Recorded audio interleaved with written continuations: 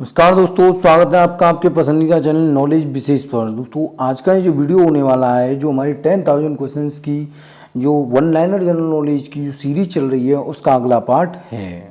क्योंकि दोस्तों हम 4 पार्ट अपने कंप्लीट करा चुके हैं और आज हमारा ये पार्ट 5 है। डेली हम 50 क्वेश्चंस की सीरीज कराते हैं और 10,000 क्वेश्चंस की ये जो है सीरीज चल रही है, इसका 5वां पार्ट हमारा ये है। मोस्ट इंपॉर्टेंट क्वेश्चन हम आप लोगों के लिए लेकर आते हैं जिनकी सबसे ज़्यादा प्रायोरिटी रहती है कि ये एग्जाम के अंदर आएंगे। तो इस प्रकार के क्वेश्चन हम आप लोगों के लिए लेकर आ रहे हैं। 10,000 क्वेश्चन की सीरीज है, डेली 50 क्वेश्चन कराते हैं। वन लाइनर क्वेश्चन पार्ट 5 है ये। तो चलिए दोस्तों करते हैं आज की क्लास स्टार्ट। क्लास स्टार्ट करने से पहले हम आप लोगों से एक रिक्वेस्ट करना चाहेंगे, यदि आप हमारे चैनल पर नए हो तो चैनल को सब्सक्राइब कर लीजिए, बेल आइकन को प्रेस कर लीजिए ताकि जब भी वीडियो डालें उसकी अपडेट आप तक पहुंचती रहे। और दोस्तों वीडियो पसंद आए तो वीडियो को लाइक जरूर कीजिएगा। आप जिस भी सोशल मीडिया प्लेटफॉर्म से जुड़े हुए हैं आप उस पर वीडियो को शेयर जरूर कीजिएगा। चलिए करते हैं आज की क्लास स्टार्ट। ये हमारा पहला क्वेश्चन, स्वदेशी तकनीक से निर्मित बहुउद्देशीय हल्के लड़ाकू विमान LCA का नाम क्या रखा गया है?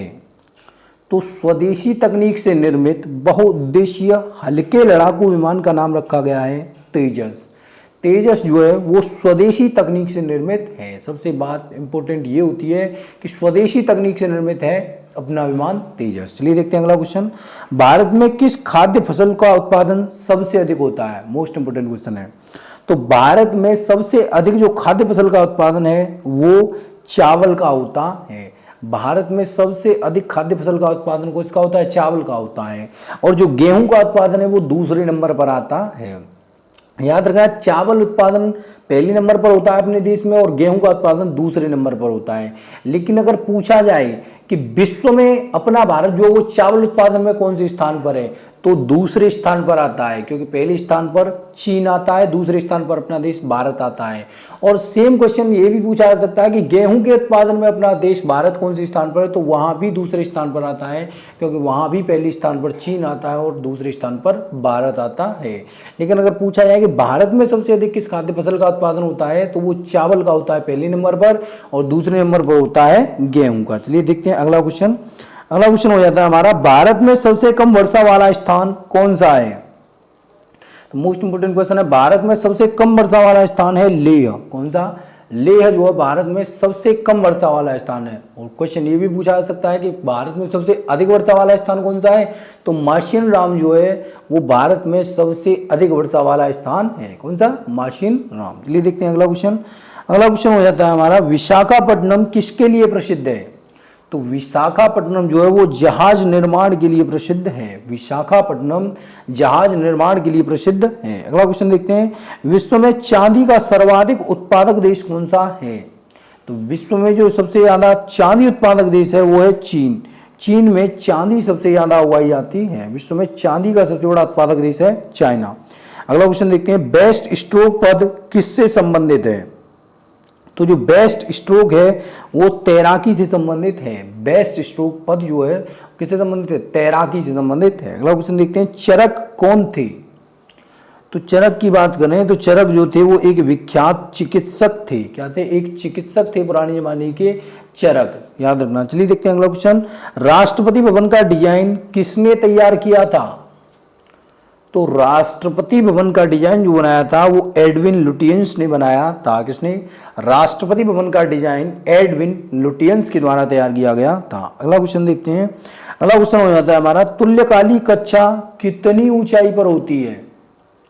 तो जो तुल्यकाली कक्षा है वो हमारी 36,000 किलोमीटर की ऊंचाई पर स्थित है। तुल्यकाली वो कक्षा जिनमें उपग्रह वगैरह जो स्थापित किए जाते हैं वो कक्षा कितनी दूरी पर है? 36,000 किलोमीटर की दूरी पर है। अगला क्वेश्चन देखते हैं, छिली हुई सब्जियों को धोने से कौन सा विटामिन निकल जाता है? तो छिली हुई सब्जियों को यदि हम धोएंगे तो विटामिन सी जो है वो निकल जाता है। इसीलिए कहते हैं गाइस कि जब भी हम सब्जी बनाएं तो उससे पहले सब्जियों को धो लेना चाहिए ताकि विटामिन सी उसमें बरकरार बना रहे। लेकिन सब्जियों को छीलने के बाद यदि हम धोते हैं तो उसमें से विटामिन सी जो वो निकल जाता है। अगला क्वेश्चन देखते हैं। अगला क्वेश्चन होता है हमारा, तट पर अधिक बल के साथ पहुंचने वाली भूकंपीय सागर तरंगों को क्या कहा जाता है? तो तट पर अधिक बल के साथ पहुंचने वाली जो भूकंपीय सागर तरंगे हैं उन्हें सुनामी कहा जाता है। क्या कहता है? सुनामी कहा जाता है। अगला क्वेश्चन देखते हैं, भारत छोड़ो आंदोलन वर्ष 1942 के किस महीने में शुरू हुआ था? मोस्ट इंपोर्टेंट क्वेश्चन है।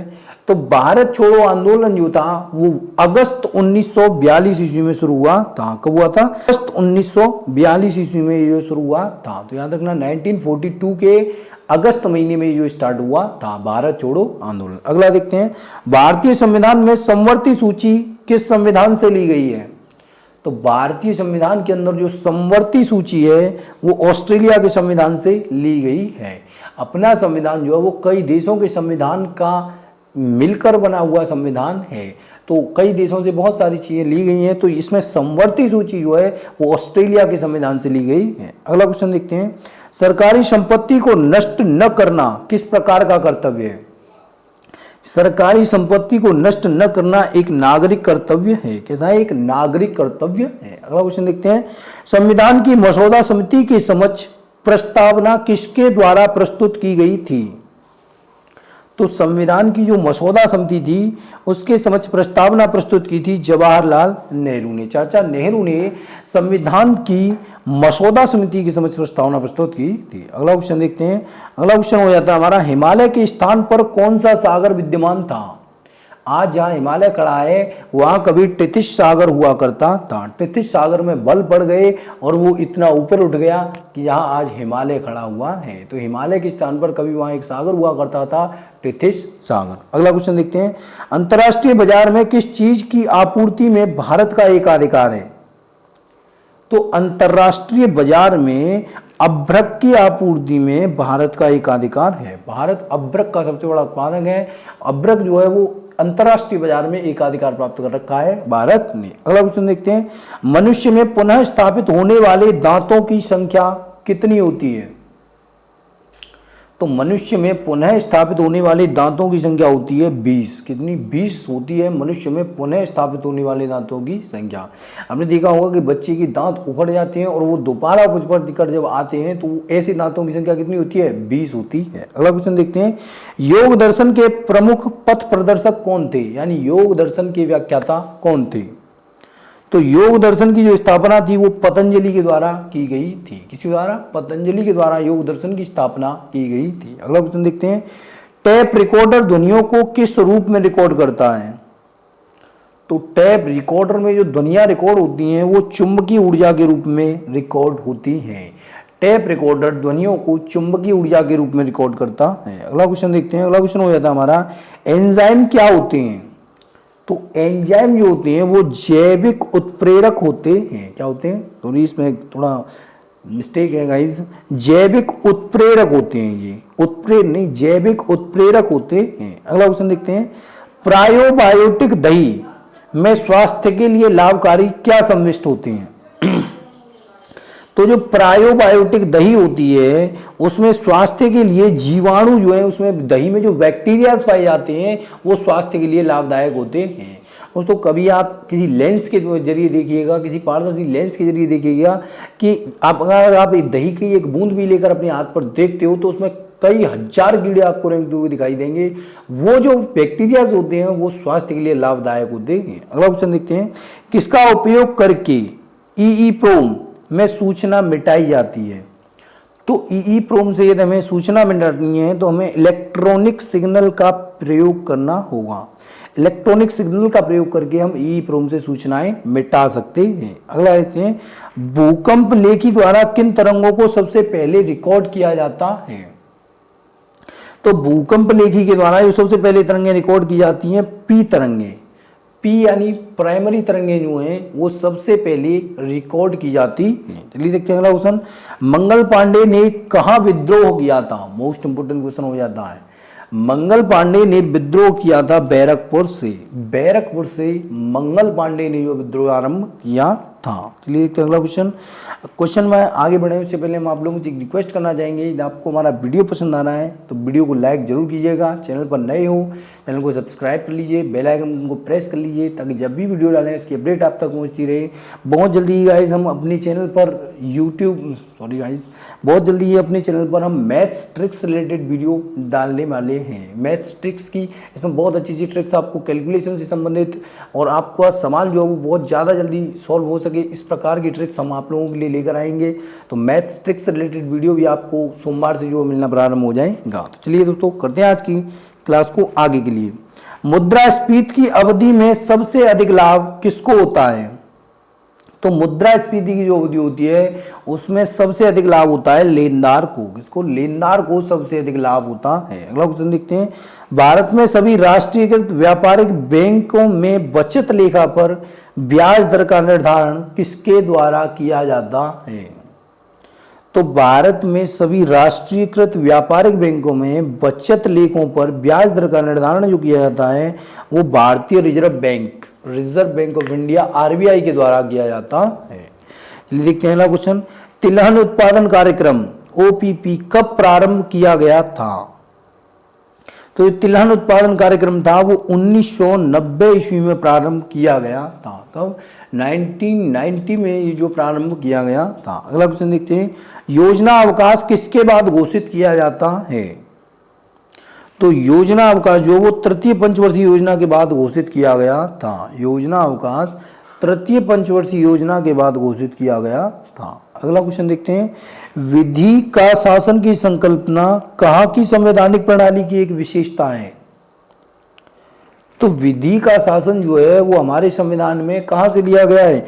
ब्रिटेन से लिया गया है। विधि का शासन अपने संविधान में ब्रिटेन से लिया गया है। अगला क्वेश्चन देखते हैं। अगला क्वेश्चन हो जाता है हमारा, रिट किसके द्वारा जारी की जाती है? तो रिट जो है वो किसी भी उच्च न्यायालय के द्वारा जारी की जा सकती है। कोई भी हाई कोर्ट जो है रिट को जारी कर सकता है। अगला क्वेश्चन देखते हैं। आमतौर पर सिद्धांत और व्यवहार के बीच सरकार के किस स्वरूप में बड़ा अंतर देखा जाता है? तो आमतौर पर सिद्धांत और व्यवहार के बीच यदि हम बात करें तो सरकार के संसदीय स्वरूप में बहुत बड़ा अंतर देखने को मिलता है। किसमें? सरकार के संसदीय स्वरूप में ये जो अंतर देखने को मिलता है। अगला क्वेश्चन देखते हैं। भारतीय महानियंत्रक और महालेखा परीक्षक किसके लिए एक मित्र, दार्शनिक और मार्गदर्शक का कार्य करता है? तो भारतीय महानियंत्रक और महालेखा परीक्षक जो हैं वो लोक लेखा समिति के लिए एक मित्र, दार्शनिक और मार्गदर्शक का कार्य करते हैं। किसके लिए? लोक लेखा समिति के लिए। अगला क्वेश्चन देखते हैं। अगला क्वेश्चन हो जाता है हमारा, स्वतंत्रता को किस प्रकार सीमित किया जा सकता है? तो स्वतंत्रता को विधि के द्वारा सीमित किया जा सकता है। कानून बनाकर स्वतंत्रता को सीमित किया जा सकता है। अगला क्वेश्चन देखते हैं। वर्ष 1885 में हुई भारतीय राष्ट्रीय कांग्रेस की प्रथम मीटिंग की अध्यक्षता किसके द्वारा की गई थी? तो वर्ष 1885 में जो इंडियन कांग्रेस की पहली मीटिंग हुई थी उसकी अध्यक्षता व्योमेश चंद्र बनर्जी के द्वारा की गई थी। किसके द्वारा? व्योमेश चंद्र बनर्जी के द्वारा की गई थी। दोस्तों इस क्वेश्चन से एक क्वेश्चन आप जरूर याद रखिएगा। 1885 ईस्वी में भारतीय राष्ट्रीय कांग्रेस की स्थापना की किसने थी? तो एलन ऑक्टेवियन ह्यूम ने की थी। A.O. ह्यूम के नाम से हम इन्हें जानते हैं। तो ये क्वेश्चन मोस्ट इंपोर्टेंट है। अगला क्वेश्चन देखते हैं। कौन सी जनजातीय सभा सामान्य रूप से जनजातीय सरदार मुखिया के चुनाव में शामिल होती थी? तो जो पहले राजा महाराजा होते थे उनके जमाने में दो जो सभाएं होती थी, सभा और समिति। तो उनमें से ऐसी जनजातीय सभा जो सामान्य रूप से जनजातीय सरदार या मुखिया के चुनाव में शामिल होती थी वो कौन सी थी? समिति थी। अगला देखते हैं। अगला क्वेश्चन हमारा, गुमावेश और बर्न कृषि को मिल्पा के नाम से कहाँ जाना जाता है? गुमावेश और बर्न कृषि को मिल्पा के नाम से मैक्सिको और मध्य अमेरिका में जाना जाता है। कहाँ जाना जाता है? मैक्सिको और मध्य अमेरिका में गुमावेश और बर्न कृषि को मिल्पा के नाम से जाना जाता है। अगला क्वेश्चन देखते हैं। आबादी की वृद्धि दर का क्या तात्पर्य है? तो आबादी की वृद्धि दर का तात्पर्य है जन्म और मृत्यु के बीच अंतर। कितने लोग मर रहे हैं और कितने लोग जन्म रहे हैं इसके बीच का जो अंतर है वो कहलाता है आबादी की वृद्धि दर। चलिए देखते हैं अगला क्वेश्चन। आपेक्षिक आर्द्रता को किस रूप में व्यक्त किया जाता है? तो आपेक्षिक आर्द्रता जो होती है उसे प्रतिशत के रूप में व्यक्त किया जाता है। किस रूप में? आपेक्षिक आर्द्रता को प्रतिशत के रूप में व्यक्त किया जाता है। अगला क्वेश्चन देखते हैं। किसका उपनाम सीमांत गांधी था? Most important question. तो सीमांत गांधी जो था वो खान अब्दुल गफ्फार खान को कहा जाता था। किसको? खान अब्दुल गफ्फार खान को सीमांत गांधी के नाम से जाना जाता था। अगला क्वेश्चन देखते हैं, महाभारत के रचयिता कौन थे? तो महाभारत के रचयिता थे वेद व्यास। वेद व्यास ने महाभारत के रचयिता थे, लेकिन याद रखना इन्होंने केवल महाभारत की रचना की थी। महाभारत को लिखा किसने था? भगवान श्री गणेश ने लिखा था महाभारत को, लेकिन उसमें रचयिता ही पूछा जाता है एग्जाम के अंदर, तो इसलिए महाभारत के रचयिता कौन थे? वेद व्यास थे। चलिए देखते हैं अगला क्वेश्चन, पंचतंत्र के लेखक कौन थे? तो पंचतंत्र के लेखक थे विष्णु शर्मा। ये क्वेश्चन कई बार एग्जाम में पूछा गया है, मोस्ट इंपोर्टेंट क्वेश्चन है। पंचतंत्र के लेखक कौन थे? विष्णु शर्मा। अगला देखते हैं, शराबों के लिए प्रसिद्ध क्षेत्र कौन सा है? तो जो एल्कोहली जो शराब बनती है उनके लिए प्रसिद्ध क्षेत्र है भूमध्य सागरीय क्षेत्र। अगला क्वेश्चन देखते हैं, अगला क्वेश्चन हो जाता है हमारा, गांधी जी का दांडी मार्च किस आंदोलन का हिस्सा था? तो जो गांधी जी का दांडी मार्च था वो सविनय अवज्ञा आंदोलन का हिस्सा था। किसका? सविनय अवज्ञा आंदोलन का हिस्सा था गांधी जी का दांडी मार्च। अगला देखते हैं, स्पष्ट दृष्टि की न्यूनतम दूरी कितनी होती है? तो ये स्पष्ट दृष्टि की न्यूनतम दूरी होती है वो 25 सेंटीमीटर होती है। कितनी? 25 सेंटीमीटर की दूरी होती है स्पष्ट दृष्टि की न्यूनतम दूरी। चलिए देखते हैं अगला क्वेश्चन, अतिचालकता क्या है? अतिचालकता एक ऐसी धारा है जो बिना किसी प्रतिरोध का सामना किए आगे को बढ़ती है। एक ऐसी धारा जो बिना किसी प्रतिरोध का सामना किए आगे की ओर बढ़े अतिचालकता कहलाती है। अगला क्वेश्चन देखते हैं, विंडोज 98 क्या है? तो विंडोज 98 जो है वो एक ऑपरेटिंग सिस्टम है। विंडो 98 क्या है? एक ऑपरेटिंग सिस्टम है। दोस्तों आज का वीडियो में यहीं पर समाप्त करते हैं। डेली हमारे चैनल पर आपको 50 क्वेश्चन वन लाइनर जीके के मिलते हैं और आपको सोमवार से आपको मैथ्स के ट्रिक्स रिलेटेड वीडियो भी मिलेंगे। इसमें बहुत अच्छे अच्छे ट्रिक्स आपको कैलकुलेशन से संबंधित या जितने भी बड़े बड़े सवाल होंगे उनको बहुत जल्दी आपको सॉल्व करने के लिए ऐसे ऐसे ट्रिक्स आपको दिए जाएंगे। सोमवार से आपको मैथ्स ट्रिक्स रिलेटेड वीडियो भी आपको मिलने लग जाएगा और आपका एक ये वन लाइनर जीके का वीडियो आपको इस पर मिलेगा। तो चलिए दोस्तों आज की वीडियो यहीं पर समाप्त करते हैं। जाने से पहले आप लोगों से एक बार यही रिक्वेस्ट करेंगे, आप चैनल पर नए हो चैनल को सब्सक्राइब कर लीजिए, बेल आइकन को प्रेस कर लीजिए ताकि जब भी वीडियो डालें उसकी अपडेट आप तक पहुँचती रहे। वीडियो पसंद आए हो तो वीडियो को लाइक जरूर कीजिएगा। धन्यवाद दोस्तों।